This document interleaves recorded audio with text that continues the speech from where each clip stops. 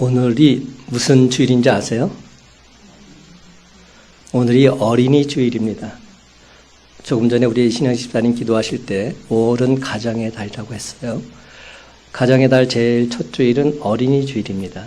근데 어린이가 없어요. 어린이 주일에 어린이가 없는 이런 시간들 우리가 보내고 있습니다. 하나님께서 강권적으로 치료의 강선을 바라사 코로나19는 어떻게 종식되게 하시고 어린아이부터 어르신의 이르기까지 모두가 다 주님께에 나와서 기쁜 마음으로 예배드릴 수 있게 될 줄로 믿습니다. 오늘 함께 나눌 말씀의 제목은 하나님의 위로를 받은 자. 한번 따라해 볼까요? 하나님의 위로를 받은 자.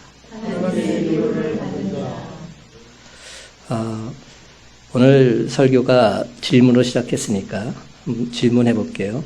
잘 맞히셔야 돼요. 얼마 전에 그 옥탑방의 문제아들이라는 그 퀴즈 프로가 있어요. 그 퀴즈 프로에 나온 문제인데, 제가 그 문제를 들으면서, 참, 이런 문제도 다 있구나 하는 생각을 가질 때가 있었어요. 어떤 문제냐면, 잘 들어보세요. 그리고 맞춰보세요. 귀갓길 지하철 승객들을 감동시켜서 큰 화제가 된 승무원의 안내 멘트는 무엇입니까? 이게 질문이에요. 귀갓길 지하철 승객들을 감동시켜서 큰 화제가 된 승무원의 안내 멘트. 뭐라고 말했을까? 한번 생각해 보세요. 한번 답해 보세요. 뭐라고 말하면 감동받을 것 같아요. 여러분이 만약에 지하철 타고 있는데. 여러분들은 그 말씀 가기도에 전부하니까 퀴즈 프로를 전혀 안 받아요. 그러니까 본 사람이 있으면 뭔가 답이 나올 텐데 다 그 시간에 기도하고 말씀 보려고 전혀 답이 안 나오네요. 이렇게 안내 멘트가 나왔답니다. 한번 들어보세요. 힘들고 속상하신 게 있으시다면 제가 다 싣고 갈 테니까 열차에 모두 놓고 내리세요. 제가 다 빗자루로 쓸어 담겠습니다. 이런 멘트가 나왔대요. 여러분 퇴근길에 힘들어서 지하철을 탔는데 일반적인 멘트가 아니라 이런 멘트가 만약에 나왔다면 여러분은 어떤 감정이 드셨겠습니까? 눈물이 나더라. 이런 이야기가 올라왔어요. 그래서 그 시간에 지하철에 있었던 사람들이 유튜브에 올리고 인터넷에 올림으로 이 기관사가 알려지게 된 겁니다. 여러분, 오늘 이 시간 우리가 신앙생활 하면서 가장 힘들고 어려운 때를 보내고 있어요. 특별히 코로나19로 인해서 많은 분들이 예배 자리에 나오지 못하고 있죠. 오늘 이 시간 우리에게 들려지는 하나님 말씀을 통해서 세상이 줄 수 없는 하나님의 위로를 맛보시는 저와 여러분 되시기를 주님의 이름으로 간절히 축원합니다. 그렇습니다. 코로나19로 인해서 힘들어 지쳐있는 저와 여러분 모두에게 하나님의 한량없는 은혜와 축복이 임하게 될 것입니다. 오늘 본문이 수록되어 있는 이사야서를 비교해 보면 참으로 절묘한 조화를 발견할 수 있어요. 계속 질문해 볼게요. 성경 모두 몇 권이죠? 이것도 몰라요? 66권이죠? 그럼 구약 몇 권, 신약 몇 권? 맞아요. 박진서 집사님 구구단 잘하시네. 39, 27. 구약 39권, 신약 27권입니다. 근데 이사야서는 몇 장일까요? 이사야서 몇 장일까요? 요걸 맞히셔야 되는데. 66장입니다. 이렇게 손들 필요까지 없어. 그건 당연히 맞춰야 되는 거지. 66장이에요.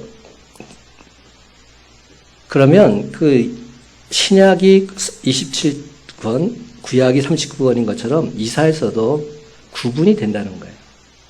근데 어디까지가 구분이 되냐면 1장부터 39장까지가 한 바운더리고 40장부터 66장까지가 또 한 바운더리입니다. 근데 전혀 다르다는 거예요. 1장에서 39장까지는 마치 구약처럼 하나님의 심판과 정죄의 메시지가 주종을 이루고 있습니다. 제가 그 거룩함이 강성께서 성경 공부를 계속 했었는데, 창세기부터 계시록까지 저 계속 했습니다. 근데 한 번은 이사야서가 걸렸어요. 이사야서를 하는데, 어떤 집사님께서 다 끝나고 와서 저한테 조용히 말하더라고요. 목사님, 이사야서는 너무 힘들어요. 왜 그래요? 그랬더니 계속 정죄, 심판 이것만 있잖아요. 여러분 이사야서를 보세요. 1장부터 39장까지 계속 정죄하고 심판의 메시지만 있습니다. 그러다 보니까 이사야서를 읽다가 감당이 안 되는 겁니다. 근데 여러분 이사야서가 거기까지만 있는 것이 아닙니다.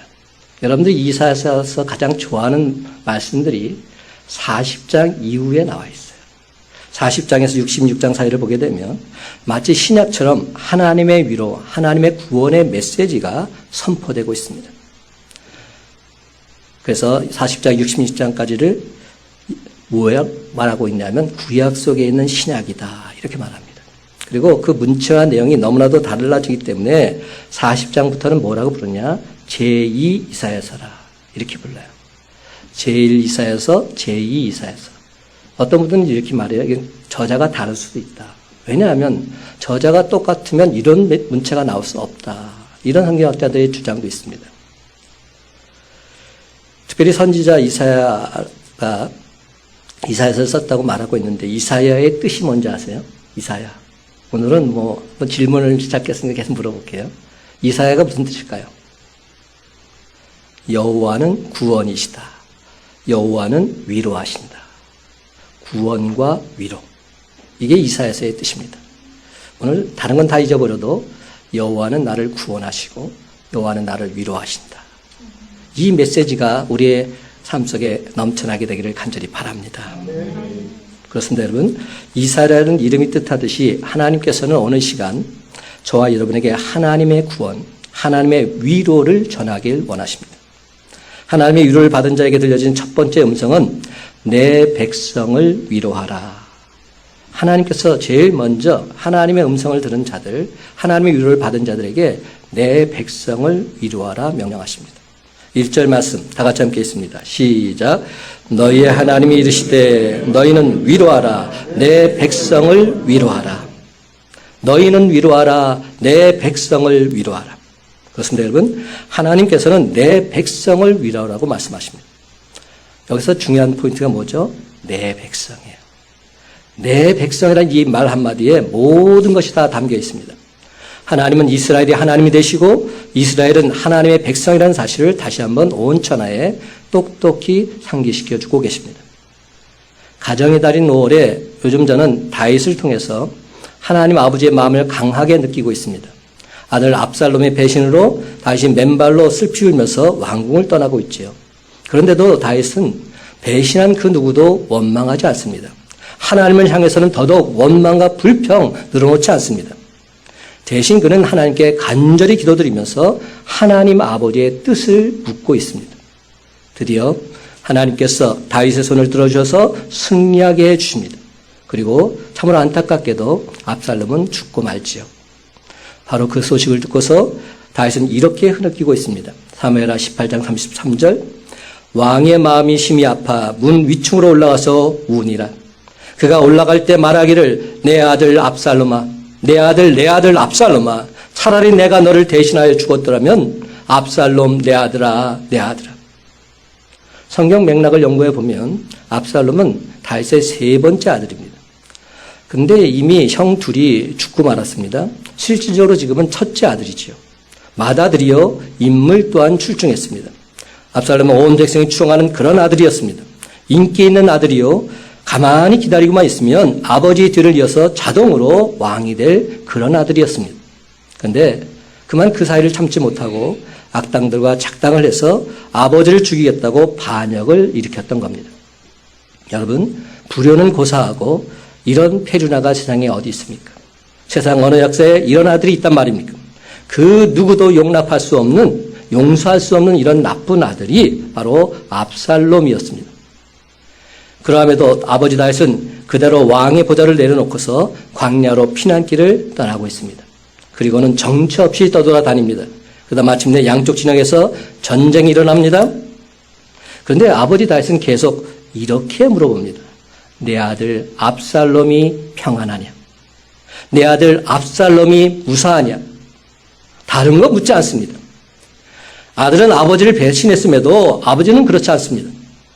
사람들이 압살롬을 대적으로 생각하고 원수로 생각했음에도 아버지 다윗에게는 여전히 압살롬 그는 내 아들이었습니다.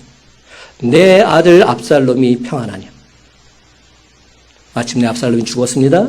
그가 그토록 자랑하던 머리채가 나뭇가지에 달려서 매달려 있을 때 죽임을 당하고 말았지요. 구스 사람이 이 비보를 전합니다. 바로 그때 다윗은 참으로 애달게 슬피 울며 이렇게 말합니다. 내 아들 압살롬아, 내 아들 압살롬아, 내가 대신하여 죽었다면 좋았을 것을. 그런데 여러분, 계속 울부짖는 다윗의 이 모습이 바로 우리를 향하신 하나님 아버지의 모습인 겁니다.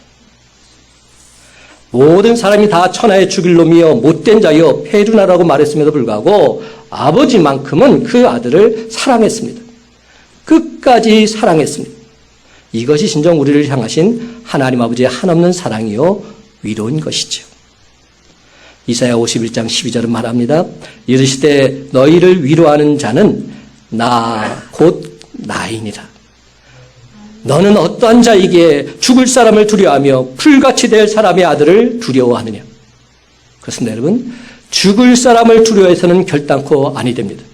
아무리 하늘을 찌르듯 그 권위가 대단해 보인다 할지라도 어느 순간 하나님이 오라 부르시면 그 생명은 끊어지게 되어 있습니다. 아무리 강하게 보여도 들에 핀 한 포기의 풀처럼 곧 시들어버릴 나약한 존재가 바로 저와 여러분 우리 인간들입니다. 그렇지만 여러분, 우리가 믿는 하나님은 영원하십니다.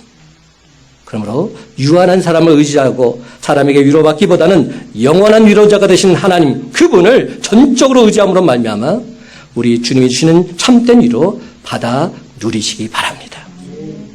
이사야 66장 13절에 보면 어머니가 자식을 위로함 같이 내가 너희를 위로할 것인즉 너희가 예루살렘에서 위로를 받으리라. 분명히 말씀해 주십니다. 그렇습니다. 어머니가 자식을 위로함 같이 하나님께서는 우리를 위로해 주십니다. 사랑하는 성도 여러분, 오늘 시간 사랑의 주, 위로의 주님께서 저와 여러분에게 이렇게 말씀하십니다. 마태복음 11장 28절 수고하고 무거운 짐진 자들아 다 내게로 오라. 내가 너희를 쉬게 하리라. 예수님의 이 말씀이 힘들게 지쳐있는 저와 여러분 모두에게 크나큰 힘과 위로가 될 줄로 믿습니다. 그럼 여러분, 비록 삶에 지치고 힘들어도 그러면 그럴수록 더더욱 참된 위로가 되시는 우리 주님 앞에 나아 오시기 바랍니다. 그렇습니다. 절망적인 상황 속에서도 위로의 주님을 바라보십시다. 천국의 소망을 두는 자들 하나님께서는 반드시 위로해 주십니다. 고린도후서 1장 3절 4절 5절 말씀입니다. 찬송하리로다. 그는 우리 주 예수 그리스도의 하나님이시요 자비의 아버지시요 모든 위로의 하나님이시며 우리의 모든 환난 중에서 우리를 위로하사 우리로 하여금 하나님께 받는 위로로서 모든 환난 중에 있는 자들을 능히 위로하게 하시는 이시로다. 그리스도의 고난이 우리에게 넘친 것 같이 우리가 받는 위로도 그리스도로 말미암아 넘치는 도다. 아멘입니다. 이 얼마나 귀한 말씀입니까? 여러분, 하나님께서 진정 우리의 위로자 되심을 믿고 살아가십니까? 우리가 견디기 힘든 고난과 어려움을 겪으면 겪을수록 하나님 아버지의 위로의 강물은 더더욱 우리의 삶 속에서 넘쳐나게 될 줄로 믿습니다. 그렇습니다, 여러분. 하나님은 모든 환난 중에 있는 우리를 능히 도우시고 위로해 주십니다. 하나님은 죄의 대가로 고난받고 있는 자들을 향해서 꾸짖지 않으시고 도리어 내 백성이라 불러주시면서 위로해 줍니다. 내 백성을 위로하라. 사랑하는 성도 여러분, 이 같은 하나님의 위로가 없었던들 우리가 어찌 감히 하나님 앞에서 의롭다함을 얻을 수 있겠습니까? 우리가 마침내 구원의 날을 맞이하고 하나님의 위로를 받게 된 것은 자기 백성을 극진히 사랑하신 하나님 아버지의 긍휼하심이 있었기 때문인 줄로 믿습니다. 그렇습니다. 징계받아 마땅한 백성임에도 불구하고 내 백성이라 말씀하시면서 긍휼을 베풀어 주시는 하나님 아버지의 그 크신 사랑, 잘못된 다른 모든 것 충분히 덮어주고도 남음이 있습니다. 그래서 눈물의 선지자 예레미야는 이렇게 고백합니다. 예레미야에 가서 3장 22절. 여호와의 인자와 긍휼이 무궁하심으로 우리가 결단코 진멸되지 아니함이니이다. 여호와의 인자하심, 여호와의 긍휼하심 무궁하실진데 나는 결단코 망하지 않습니다. 이렇게 노래하고 있는 겁니다. 그렇습니다, 여러분. 하나님은 탕자처럼 허랑방탕한 우리를 지금도 지켜주시고 지금도 보호해 주시고 지금도 인도해 주십니다. 흉악한 제약들로 반복된 우리를 하나님께서는 여전히 그 크신 사랑으로 감싸주고 계십니다. 그러므로 그 어떤 시험과 근심 걱정이 가득 찼다 할지라도 여러분이 저저 풀지 못하는 그 문제, 그 모든 무거운 짐 다 주님께 내려놓으시기 바랍니다. 사랑하는 성도 여러분, 내 모든 무거운 짐을 전능하신 주님께 맡기십시다. 그러면 모든 것을 아시는 주님께서 완벽하게 온전하게 해결해 주실 줄로 믿습니다. 그래서 마침내 하나님께서 주시는 참된 위로를 체험할 뿐만 아니라 그 위로를 온 세상에 기쁨으로 전하며 살아가는 작은 위로자들이 되시기를 예수님의 이름으로 간절히 축원합니다. 하나님의 위로를 받는 자들에게 들려주는 두 번째 음성은 뭘까요? 여호와의 길을 예비하라 말씀하십니다. 여호와의 길을 예비하라. 3절에서 8절 말씀은 마치 한 폭의 그림을 연상하게 합니다. 고대에는 요즘처럼 시원스럽게 뚫린 아스팔트 길이나 다듬어진 길이 없었지요. 대부분의 길이 비좁은 데다가 평탄하지 못했기 때문에 왕이 어떤 장소를 방문하려고 한다면 미리 선발대가 파견되어서 왕이 온다는 사실을 알리고 그 땅을 평평하게 고르게 다루어야만 했습니다. 3절을 보면 외치는 자의 소리여 이르되 너희는 광야에서 여호와의 길을 예비하라. 사막에서 우리 하나님의 대로를 평탄하게 하라 말씀합니다. 이는 왕 되신 하나님께서 행차하실 것이므로 그 길을 평탄하게 하고 하나님 그분을 맞이할 마음의 준비를 갖추란 말입니다. 여러분, 이제 하나님 그분이 오시는 것은 이스라엘의 구원과 해방을 의미하고 있습니다. 4절 골짜기마다 도도해지며 산마다 언덕마다 낮아지며 고르지 아니한 곳이 평탄하게 되며 험한 곳이 평지가 될 것이요 말씀합니다. 그리고 5절 여호와의 영광이 나타나고 모든 육체가 그것을 함께 보리라. 이는 여호와의 입이 말씀하셨느니라 하십니다. 그렇습니다, 여러분. 하나님의 입에서 나오는 말씀 영원토록 변치 않을 뿐만 아니라 반드시 성취되는 약속의 말씀인 줄로 믿습니다. 그러므로 이같이 놀랍고 위대한 소식을 들은 자들, 이 일이 속히 이루어지기를 소망하면서 그 일에 동참하기를 원했습니다. 또 어떤 사람들은 자신들의 입으로 그 일이 이루어질 수 있을 것이라 그렇게 생각했습니다. 그러나 하나님께서는 인간의 힘으로는 결단코 그 어떤 일도 성취될 수 없다 깨우쳐주고 계십니다. 그 말씀이 6절부터 8절 말씀, 우리가 잘 아는 말씀입니다. 한 목소리 읽어보십시다. 시작. 말하는 자의 소리여 이르되 외치라. 대답하되 내가 무엇이라 외치리까 하니 이르되 모든 육체는 풀이요 그의 모든 아름다움은 들의 꽃과 같으니 풀은 마르고 꽃은 시듬은 여호와의 기운이 그 위에 붐이라. 이 백성은 실로 풀이로다. 풀은 마르고 꽃은 시드나 우리 하나님의 말씀은 영원히 서리라 하라. 아멘. 그렇습니다. 풀은 마르고 꽃도 이내 시드는 것처럼 인생은 지극히 연약하기 짝이 없습니다. 우리가 무슨 대단한 일을 하는 것 같이 보여도 하나님께서 한번 훅 부르시면 순식간에 날아가 버리고 마는 것, 이것이 우리네 인생입니다. 별거 아닙니다. 연약하기 그지 없습니다. 그러므로 연약한 우리는 언제나 하나님 말씀을 전적으로 의지하며 살아가야 합니다. 그래서 신약에 와서 예수님의 수제자 베드로는 이 이사야서 동일 말씀을 이렇게 말했어요. 베드로전서 1장 23절, 24절, 25절 말씀. 너희가 거듭난 것은 썩어질 시로 된 것이 아니요 썩지 아니할 시로 된 것이니 살아있고 항상 있는 하나님의 말씀으로 되었느니라. 그러므로 모든 육체는 풀과 같고 그 모든 영광은 풀의 꽃과 같으니 풀은 마르고 꽃은 떨어지되 오직 주의 말씀은 세세토록 있도다 하였으니 너희에게 전한 복음이 곧 이 말씀이니라. 분명히 전합니다. 하나님의 말씀만이 영원하다. 이 메시지를 사도 베드로가 전하고 있는 겁니다. 사랑하는 성도 여러분, 바벨론 같은 강한 세력의 압제로부터 벗어나는 길과 우리 인생 앞에 놓여있는 각종 문제로부터 구원받는 길은 오직 하나님께 달려 있습니다. 그러하기에 우리 주님을 온전히 의지하며 살아가는 저와 여러분의 복된 삶이 되시기를 간절히 소망합니다. 그런데 여러분, 너희는 광야에서 여호와의 길을 예비하는 이사야 선지자의 이 말씀, 누가복음에서 누구에게 이어지고 있습니까? 이 이사야서의 이 말씀이 누구에게 와서 성취되고 있죠? 신약에 와서? 오늘 너무 질문을 많이 하나요? 세례 요한에게서 이루어지고 있지 않습니까? 이사야는 사역한 시기가 BC 740년경이었고 세례 요한의 사역 시기는 예수님 당시니까 AD 26년경으로 볼 때 약 714년이라는 기나긴 시간의 차이가 나타납니다. 이처럼 오랜 시간이 흘렀음에도 불구하고 마침내 하나님의 약속은 반드시 성취되고 있는 것입니다. 여기서 우리는 하나님의 말씀은 천지가 변해도 영원히 변하지 않는다는 사실, 반드시 다 이루어지는 진리란 사실 다시 한번 분명히 깨닫게 됩니다. 그것은 여러분, 풀은 마르고 꽃은 시들겠지만 우리 하나님의 말씀은 영원토록 서게 됨을 믿으시기 바랍니다.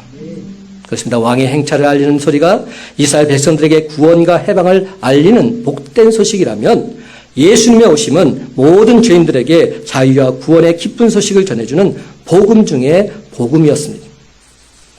그러므로 우리는 바로 이 길을 예비하고 준비하며 살아가야 합니다. 근데 여러분, 주님 오실 길을 예비하고 평탄하게 하는 일, 멀리 있는 것 아닙니다. 그러려면 뭘 먼저 해야 될까? 다른 사람이 아니라 나부터 하면 됩니다. 나에게 있어서 지금 막혀 있는 것이 분명히 있어요. 그걸 뚫으면 되는 겁니다. 내 앞에 가로막히는 장애물들 하나둘 없애 나가면 되는 겁니다. 내가 먼저 회복되지 않고 내가 먼저 치유되지 않고서 남을 회복시키고 치유시킨다는 것 불가능한 일입니다. 사랑하는 성도 여러분, 아직까지도 여전히 하나님과 우리 사이를 가로막고 있는 장애물들 있으십니까? 영적으로 고르지 않은 골짜기, 여전히 험준한 돌짝밭과 같은 그런 심령, 그런 상태가 혹시 저와 여러분의 상태는 아닙니까? 만에 하나 그렇다면 이런 죄악된 장애물들 먼저 말씀 붙잡고 기도하면서 제거해 나가시기 바랍니다.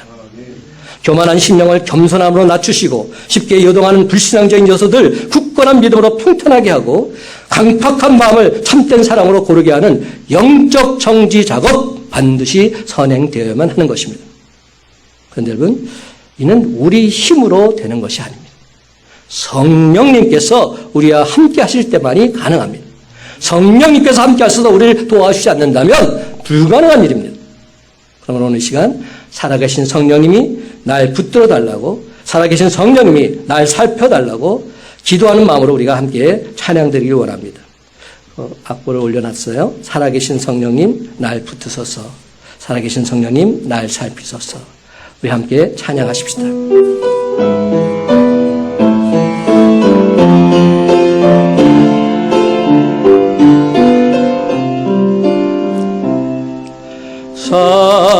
살아계신 성령님 날 붙드소서,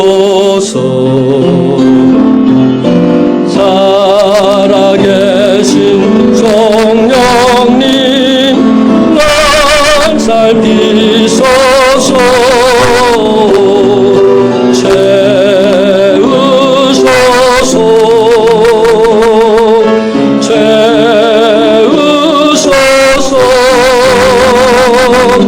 성령 하나님 새롭게 하소서. 살아계신 성령님, 살아계신 성령님 날 붙드소서, 살아계신 성령님, 살아계신 성령님 날 살피소서, 채우소서, 채우소서.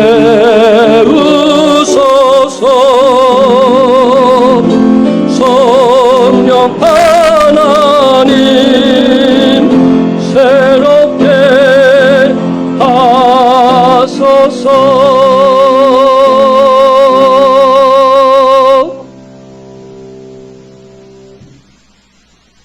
그렇습니다. 살아계신 성령님께서 날 붙들어 주실 줄로 믿습니다. 살아계신 성령님께서 날 살펴 주실 줄로 믿습니다. 살아계신 성령님께서 날 채워 주실 줄로 믿습니다. 살아계신 성령님께서 날 살펴주시고 날 채워주셔서 다시금 새롭게 인도해 주실 줄로 믿습니다. 그렇습니다, 여러분. 이제후로는 살아계신 성령님과 늘 동행하는 하나님의 자녀답게 근심, 걱정, 죄악된 모습 다 깨끗하게 떨쳐버리시고 여호와의 길을 온전히 예비하는 저와 여러분의 삶이 다 되시기를 예수님의 이름으로 간절히 축원합니다. 하나님의 위로를 받은 자에게 들려지는 세 번째 음성은 아름다운 소식을 전하라는 음성입니다. 아름다운 소식을 전하라. 복음을 전하라는 겁니다. 9절 말씀 다 같이 함께 있습니다. 시작. 아름다운 소식을 시온에 전하는 자여 너는 높은 산에 오르라. 아름다운 소식을 예루살렘에 전하는 자여 너는 힘써 소리를 높이라. 두려워하지 말고 소리를 높여 유다의 성읍들에게 이르기를 너희의 하나님을 보라 하라. 아멘. 아름다운 소식, 어떤 메시지를 전하라고 하십니까? 너희의 하나님을 보라. 너와 함께 하신 하나님 그분을 바라보라. 이렇게 외치라는 겁니다. 여러분, 마태복음 14장의 5병이요 15장의 7병이요 사건 이후에 16장을 보게 되면 예수님이 일행이 다시금 배를 타고 갈릴리 호수를 건너는 일이 기록되어 있습니다. 근데 제자들이 이제 깜빡깜빡 했나 봐요. 제일 중요한 건 먹을 것을 챙기지 못했던 겁니다. 그래서 서로 염려하기 시작할 때 예수님께서 그들에게 이렇게 말씀하십니다. 마태복음 16장 8절에서 10절까지 믿음이 작은 자들아 어찌 떡이 없으므로 서로 논의하느냐. 너희가 아직도 깨닫지 못하느냐. 떡 5개로 5,000명을 먹이고 준 것이 몇 바구니며 떡 7개로 4,000명을 먹이고 준 것이 몇 광줄이었는지를 기억하지 못하느냐. 여러분, 이 무슨 뜻입니까? 5병이요 7병이요 2번의 기적을 체험했음에도 불구하고 제자들은 아직까지 여전히 무슨 걱정을 하고 있습니까? 떡 걱정을 하고 있어요. 떡 타령을 하고 있는 겁니다. 먹을 것, 마실 것 걱정하고 있는 겁니다. 근데 여러분, 이 모습이 우리의 모습과 별반 다르지 않습니다. 우리가 예수 믿고 신앙생활하면서 제일 귀한 게 뭐죠? 나 같은 죄인을 주님께서 사랑하셔서 날 구원해 주셨어요. 그리고 영원한 하늘나라가 우리는 이미 예비된 자들입니다. 영원한 하늘나라가 이미 준비된 자들입니다. 그런데 눈앞에 보이는 떡을, 눈앞에 보이는 물질을, 눈앞에 보이는 그 무엇을 바라보면서 하나님 너무하십니다. 하나님 이러실 수 있습니까? 원망하고 있는 우리의 모습은 아닙니까? 지금 제자들의 모습과 별반 다르지 않습니다. 그렇게 크나큰 기사의 적을 2번씩이나 체험했건만 지금 제자들은 변한 것이 아무것도 없어요. 제가 안타까운 게 뭔지 아세요?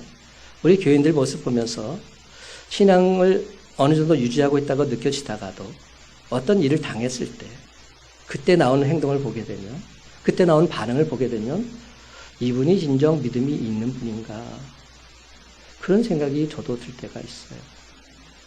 하나님께서 저를 바라볼 때도 마찬가지일 것 같아요. 이대성 목사가 진정 참된 주의 종인가, 저 친구가 정말 주의 종이 맞는가, 이렇게 주님께서 나를 향해서 말씀하실런지도 모르겠어요. 여러분, 지금 제자들만 나무랄 일이 아닙니다. 우리도 마찬가지입니다. 우리들 시선이 우리 손에 있는 떡에 고정되어 있는 한 문제는 전혀 해결되지 않습니다.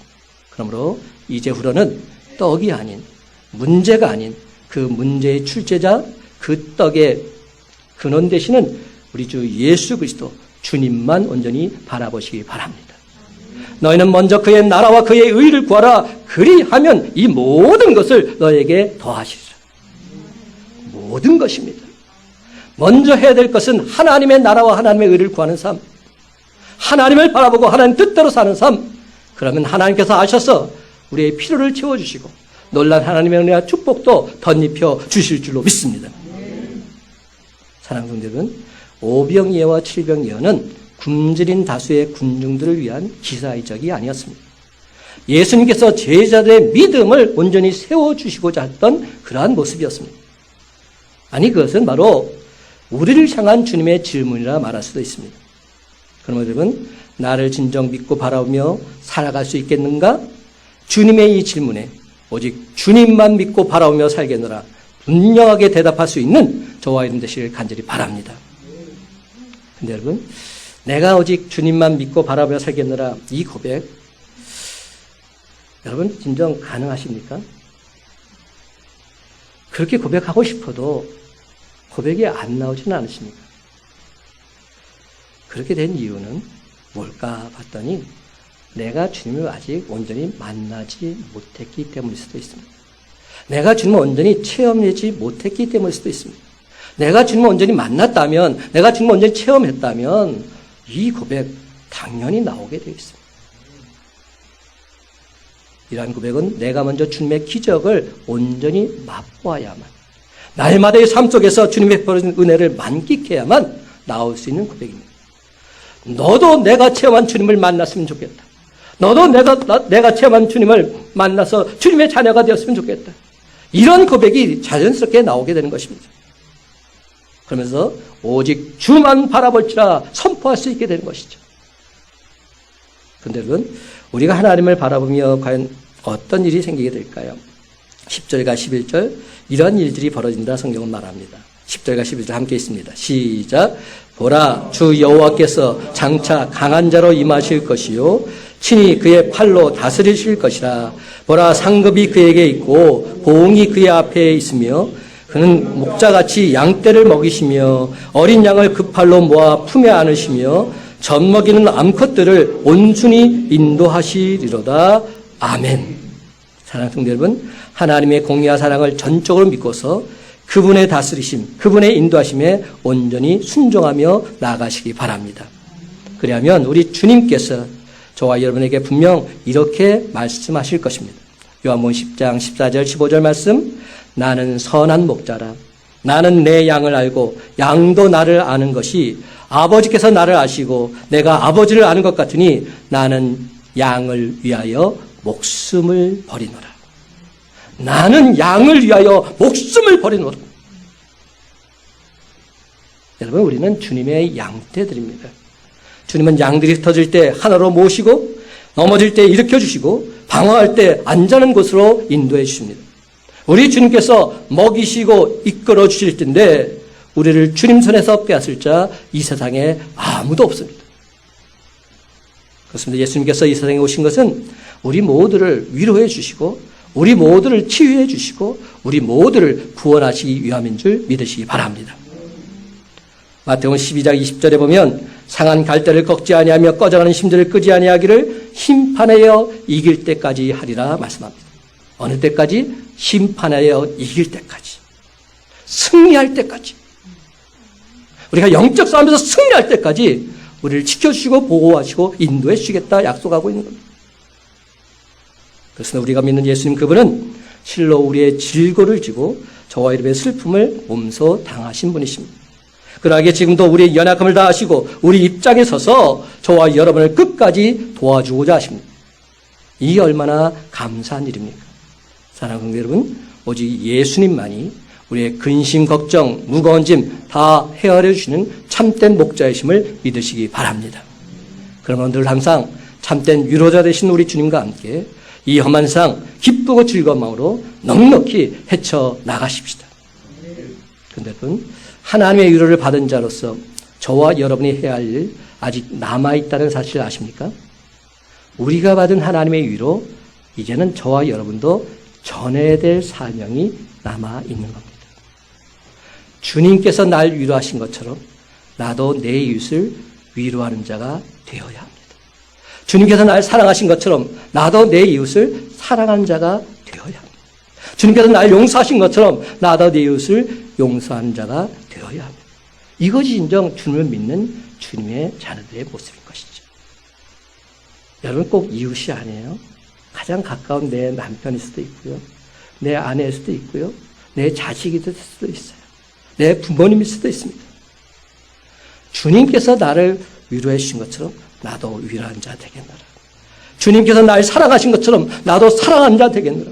주님께서 날 용서하신 것처럼 나도 그 누군가를 용서한 자 되겠노라.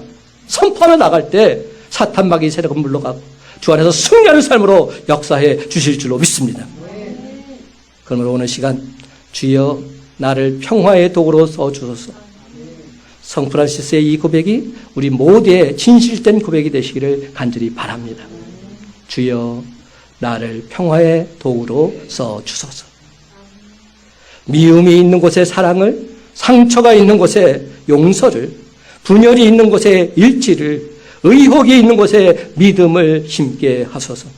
위로받기보다는 위로하고 이해하기보다는 이해하고 사랑받기보다는 사랑하며 주님을 온전한 믿음으로 영생을 얻기 때문이니 주여 나를 평화의 도구로 써주소서. 이제 말씀을 맺습니다. 사랑하는 성도 여러분, 하나님의 위로를 받은 자답게 슬픔과 절망에 빠져서 어쩔 줄 몰라하고 있는 저 불쌍한 영혼들에게 진정 평화의 도구가 되어서 우리 주님의 참된 위로를 전하는 저와 여러분의 삶이 다 되시기를 예수님의 이름으로 간절히 축원합니다.